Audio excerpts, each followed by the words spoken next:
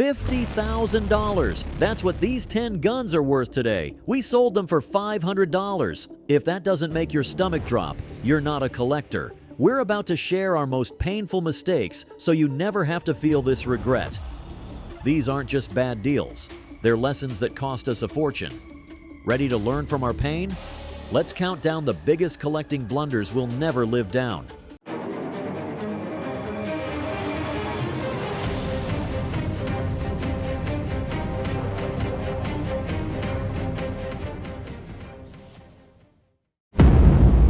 Number 10. 1943 Smith & Wesson Victory Model. Back in the early 2000s, we picked up what looked like just another old Smith & Wesson revolver at a gun show.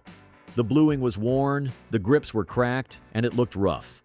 After 6 months of gathering dust in our safe, we sold it for $45, thinking that was fair for such a beat-up old gun. What we didn't realize was that it was a 1943 Victory Model, made specifically for the World War II war effort. These weren't ordinary revolvers. They had unique military markings and specifications that gave them real historical value. Today, that same revolver would sell for $800 to $1,200. The market for World War II-era firearms has exploded as collectors look for authentic wartime production pieces. What seemed like junk was actually a time capsule from one of history's most important periods. Original finishes, military markings, and documentation all make these revolvers highly desirable. Our big mistake was judging it purely on appearance, without understanding its history. The lesson we learned the hard way: never assume an old, worn gun is worthless. Always research production numbers and historical context before selling, because the story behind the gun can be worth far more than its looks suggest. Number 9. Pre-war Colt Police Positive. This one still keeps us up at night. We owned a beautiful pre-1941 Colt Police Positive, our first real gun purchase. When we needed quick cash for another buy, it felt like the obvious choice to let go. We sold it for $85, thinking it was just an old revolver and a decent return. What we didn't realize was that pre-war police positives are in a completely different league from their post-war versions. Made before 1941, these revolvers showcase Colt's absolute best craftsmanship, superior fit, finish, and attention to detail that wartime production shortcuts couldn't match. Today, that same revolver would easily sell for $1,500 to $2,500 to collectors. The market for pre-war Colts has been strong for decades and shows no signs of slowing down. They represent American manufacturing at its finest, a story that resonates deeply with collectors who value both history and quality. Our mistake was underestimating the significance of that pre-war craftsmanship and failing to understand how much manufacturing dates matter. The lesson we learned? Always research production eras before selling. Number 8. 1960s Browning Superposed. We still remember walking into that gun shop with our Browning Superposed over-under shotgun. The owner barely glanced at it before offering $120, and we took it without question, thinking it was just an old hunting gun. We had no idea we were making one of our most expensive mistakes. This was a 1960s Belgium-manufactured Superposed, one of the last made in Browning's original factory before production moved to Japan. The craftsmanship was exceptional, with hand-engraved receivers and flawless wood-to-metal fit that's nearly impossible to find today. We didn't realize collectors place huge value on the Belgium-made guns over the Japanese models. While the Japanese Brownings are excellent shooters, the Belgian versions represent the pinnacle of Browning's artistry and command premium prices. Today, that same shotgun would sell for $3,000 to $4,500. The over-under shotgun market has only grown as hunters and collectors appreciate their perfect balance, reliability, and heritage. Our mistake was ignoring the critical distinction between Belgium and Japan manufacturing and failing to see how a country of origin shapes value. The lesson we learned? Always research where and when a firearm was made. It can mean the difference between a throwaway price and a true collector's treasure. Number 7. Early production Ruger 1022. This one still makes us cringe. We owned a first-year production Ruger 1022 from 1964, one of the very first ever made. Thinking we were upgrading, we traded it in for just $65 toward a newer model. It felt smart at the time, but it was a huge mistake. Early October 22s were built to a much higher standard. Their receivers used better materials, trigger groups had tighter tolerances, and the overall quality was superior. Being from the first production year also gave it real historical significance. The Ruger 1022 has become America's 22nd rifle. Nearly every shooter has owned one. That universal appeal, combined with the rarity of early production models, has created a strong collector market. Today, that same rifle would bring $1,200 to $2,000. What stings most is that we knew it was an early model, but told ourselves newer meant better. Number 6. 1950s Winchester Model 70. We let go of what many call the finest production bolt-action rifle ever made for under $100. It was a 1950s Winchester Model 70, one of the revered pre-64 rifles that collectors prize.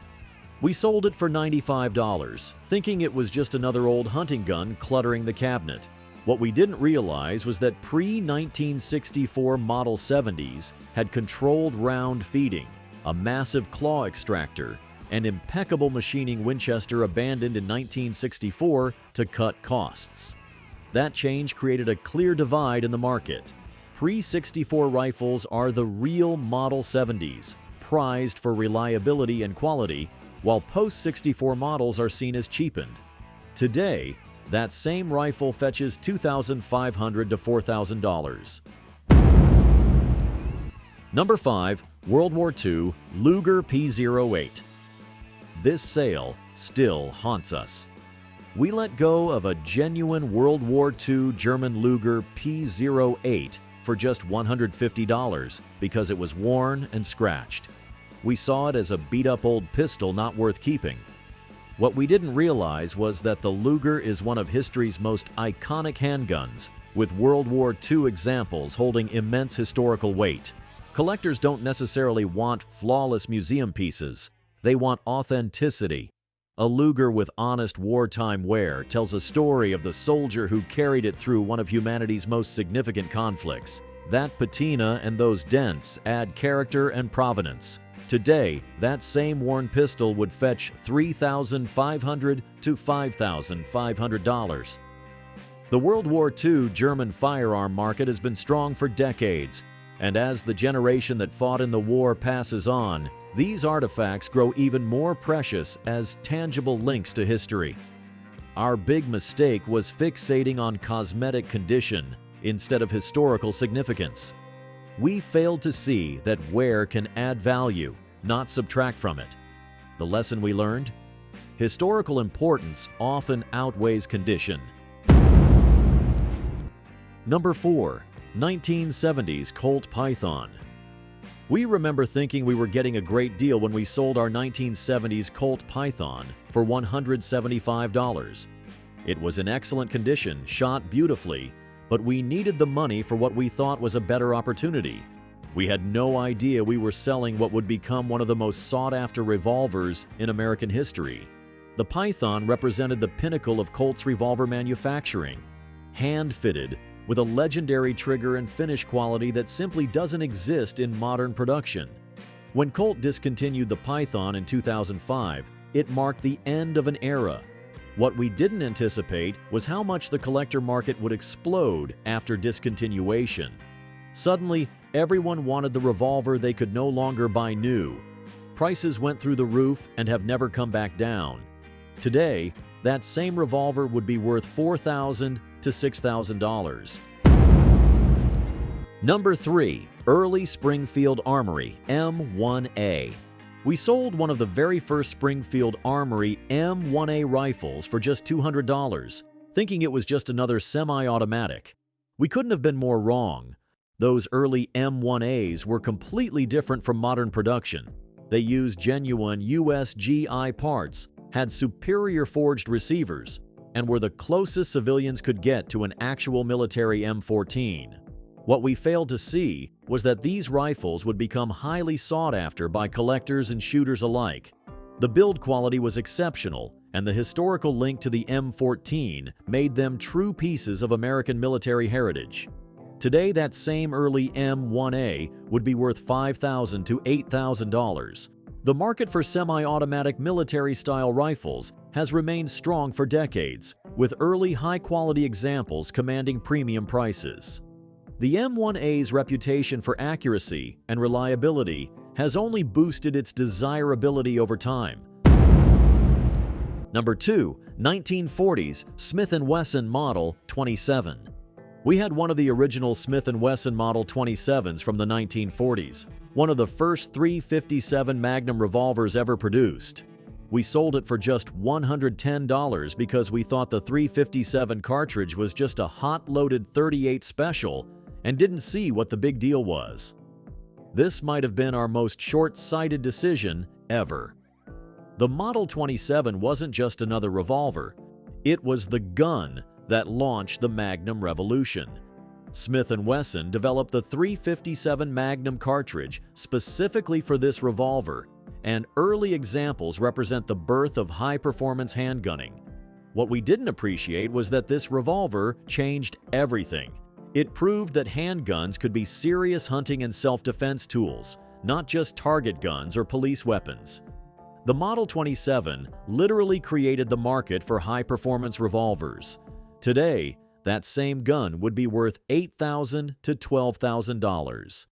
Early Model 27s were hand-fitted masterpieces with attention to detail that modern production simply cannot match. They were made in relatively small numbers, and surviving examples in good condition are incredibly rare. Our mistake was not understanding the significance of pre-war .357 Magnum development. Number 1. 1950s Colt Single Action Army. A second-generation SAA made when Colt resumed production after World War II. Thinking single-action revolvers were obsolete, we sold it for just $125. That decision still haunts us more than any other. The Colt SAA isn't just a gun. It's the gun that won the West, an icon woven into American history and immortalized in countless movies. The 1950s second-generation models marked Colt's triumphant return to its most famous design after a 20-year break. We didn't grasp that we held a genuine piece of American mythology in our hands. Collectors treasure these revolvers, especially second-generation examples, for their authenticity and historical significance. Today, that same revolver would command $15,000 to $25,000. The market for Colt SAAs has stayed strong for decades and shows no signs of fading. These guns embody the American frontier experience, a story that resonates worldwide.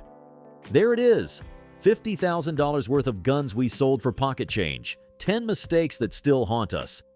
But here's the thing, every collector has these stories. The key is learning from them. Research before you sell. Understand history over condition. Be patient. Your turn. What's your biggest collecting regret? Drop it in the comments below. Hit that subscribe button if our pain saved you some money. And remember, the best time to sell a collectible is almost never.